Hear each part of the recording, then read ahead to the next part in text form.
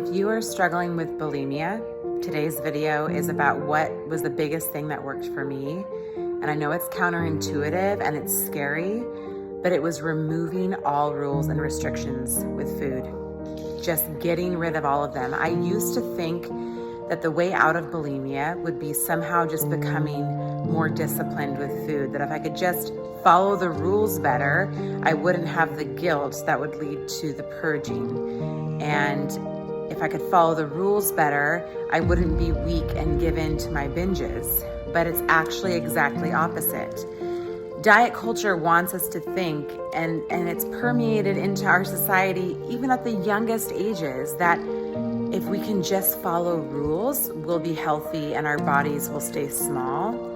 But I really think a lot of the reason that we struggle even with weight gain is because diet culture is inviting guilt and shame into eating. Guilt and shame are gonna promote secrecy.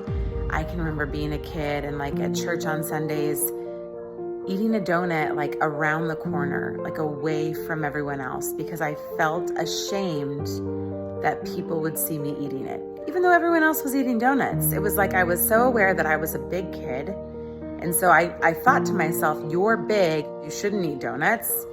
The other thing that I had to realize is that whatever you do eat, it should be so delicious. One of the things that turns off our hunger cue is by satisfying our desire to taste delicious food. So eating things that don't have a lot of taste, trying to stay on diets that promote, these really low calorie foods, that's not going to be a way to feel satisfied and to stop the desire to eat. I know it's scary, like I said, to get rid of the rules and the restrictions, but develop a mantra. It sounds so simple, but I just would have to tell myself, it's okay. It's okay if I ate something that was previously on my bad list. When you think about what diet culture tells us, it tells us, okay, if you can eat these foods, you're a good person, but if you eat these foods, you're bad. These are bad and these are good.